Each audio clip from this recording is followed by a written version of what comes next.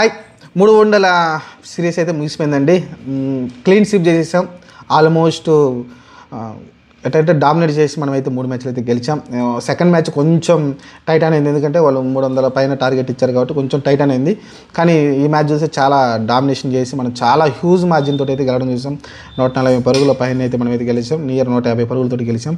ఏదైనప్పటికీ గిల్ ఈ man of the series, man of the match వరుసగా అయితే వచ్చినాయి ఆయనకైతే మంచిగా.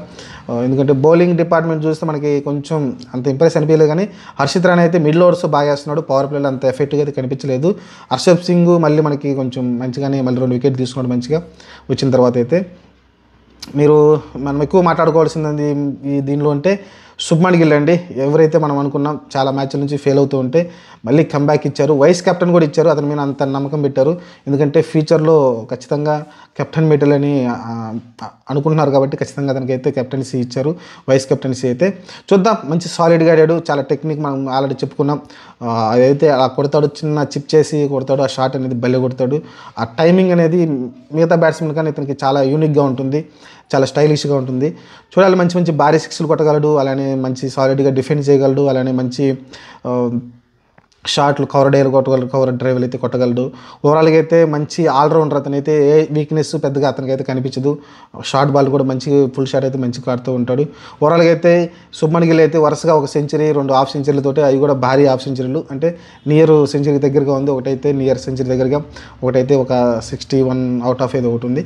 ఓవరాల్ చూసుకుంటే 2 హాఫ్ సెంచరీలు, 1 సెంచరీతో అయితే మంచిగా ప్రదర్శించి వచ్చింది అతని దగ్గర నుంచి అయితే. అందుకే మ్యాన్ ఆఫ్ ది సిరీస్ కూడా అతనికి అయితే వచ్చింది. ఆ తర్వాత మీరు చూసుకుంటే ఇంకా సెకండ్ ప్లేయర్ మనం మాట్లాడుకోవాల్సింది శ్రేయస్ అయ్యర్. శ్రేయస్ అయ్యర్ అసలు ఈ మ్యాచ్ ఫస్ట్ మ్యాచ్లో అసలు అతనికి ప్లేయింగ్ లెవెల్లో లేడంట. సడన్గా కోహ్లీకి కొంచెం సడన్గా మోకాల్ని కొంచెం ప్రాబ్లం వచ్చి అతను ఆ మ్యాచ్ ఆడకపోవడంతో అయితే సడన్గా అయితే అతనైతే ప్లేయింగ్ లెవెల్ అయితే యాడ్ చేశారు అతని పేరు అయితే. అట్లా వచ్చినోడు చూసాం. ప్రతి మ్యాచ్ మంచిగా ఆడాడు. ఒక 250లు, ఒక 40 కూడా ఉంది. మంచి నాకులు అయితే ఆడడం చూసాం. అది కూడా గేమ్ చేంజింగ్ మ్యాచ్ ఇన్నింగ్స్ అయితే ఆడడం చూసాం. ఎందుకంటే రాగానే ఒక మంచి అటాకింగ్, కొంచెం వికెట్లు పడుతున్న టైంలో సడన్గా వచ్చి ఒక అటాకింగ్ ధోరణితో అయితే మంచిగా అయితే అతనైతే ఆడడం చూసాం. ఓవరాల్గా ఏదైతే షార్ట్ బాల్ వీక్నెస్ అతనికి రెగ్యులర్గా ఇబ్బంది పడి అవుట్ అవుతూ ఉండేవాడు, అదే షార్ట్ బాల్ని అయితే చాలా ఈజీగా అయితే అతను కూడా ఎక్కువ బాల్స్ కూడా షార్ట్ బాలే వేయడం చూసాం. మనమైతే వాళ్ళ ఇంగ్లాండ్ బౌలర్స్ అందరూ కూడా షార్ట్ బాల్ వేయడం చూసాం. అందుకే అతనైతే దాన్ని జయించి మంచిగా పరుగులు అయితే రాబట్టాడు. ఆ తర్వాత మనం మాట్లాడుకోవాల్సింది అక్షర్ పటేల్. ఏదైతే కేఎల్ రాహుల్ని వెనకాల రమ్మని అక్షర్ పటేల్ని అబ్ది ఆర్డర్ పంపించారు. అది కూడా 2 మ్యాచ్లు సక్సెస్ అయ్యాడు. కానీ ఈ మ్యాచ్లో అయితే కొంచెం కేఎల్ రాహుల్ అబ్ది ఆర్డర్ పంపించారు. ఎందుకంటే ఒకసారి ఛాన్స్ ఇద్దామని. కేఎల్ రాహుల్ అయితే కొంచెం నిరూపించుకున్నట్టు పర్లేదు. కొంచెం స్టార్టింగ్లో కొంచెం కాషియస్గా అంటే కొంచెం ఇబ్బంది పడుతూ ఆడినట్టు అనిపించింది. ఆ తర్వాత ఫ్లూయెంట్గా అయితే పరుగులు అయితే రాబట్టాడు. మంచి స్ట్రైక్ రేట్తో ఆడడం చూసాం. ఒక మంచి 40 పరుగుల పార్ట్నర్షిప్ అంటే 40 పరుగులు అయితే చేయడం చూసాం.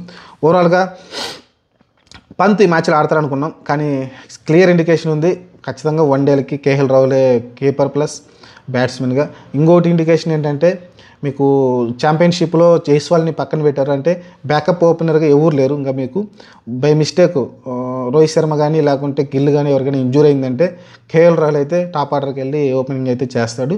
ఇది ఒక ఇండికేషన్ కూడా కేఎల్ రాహుల్కి అయితే ఉంది. ఎందుకంటే మీరు ఆ ఛాంపియన్షిప్ మీరు చూస్తే ఇంగ్లీష్ 15 మంది ఏదైతే స్క్వాడ్ ఉంది దాంట్లో చూస్తే మీకు టాప్ ఆర్డర్లో ఎవరు కనిపించట్లేదు ఆడేవాళ్ళు. ఖచ్చితంగా కేఎల్ రాహుల్ వెళ్ళి టాప్ ఆర్డర్లు ఆడాలి. ఇది కూడా ఉంది. అంటే దీన్ని బట్టి క్లియర్గా ఏంటంటే ఛాంపియన్షిప్లో కూడా కేఎల్ రాహుల్ కీపర్ చేస్తాడు. కాకపోతే ఏ ప్లేస్లు అంటే నాలిసి సిచ్యువేషన్ బట్టి అయితే కింద మీద అవుతూ ఉంటాయి. అక్షర్ పటేల్ పైకి రావచ్చు, లేకుంటే కేఎల్ రాహుల్ పైకి వచ్చి ఆడవచ్చు, చెప్పలేం. సిచ్యువేషన్ బట్టి అయితే ఆడుతూ ఉంటారు. ఓవరాల్గా అయితే కేఎల్ రాహుల్ అయితే ఛాంపియన్షిప్లో మొత్తం మంచిగా ఆడే అవకాశం అయితే కనిపిస్తుంది. పంత్ అయితే కష్టమే, చెప్పలేం. ఏదన్నా కొంచెం మ్యాచ్లో ఏమైనా వరుస ఓడిపోతుంటే అప్పుడేమన్నా గేమ్ చేంజింగ్ కోసం అంటే అంటే మ్యాచ్ని స్వరూపాన్ని మార్చే తత్వం ఉంటుంది కాబట్టి మన దగ్గర అప్పుడేమైనా ఆడిస్తారు. కానీ మ్యాక్సిమం ఇదే ప్లేయింగ్ లెవెన్తో ఆడే అవకాశం అయితే కనిపిస్తుంది. ఓవరాల్గా చూద్దాం. మరి ఇంకా వరుణ్ చక్రవర్తి కొంచెం పర్లేదు అనిపించాడు. ఓవరాల్గా అందరూ పర్లేదు అనిపించారండి. కుల్దీప్ యాదవ్ ఆఫ్ ఫామ్లో ఉన్నాడు ప్రస్తుతానికి అయితే.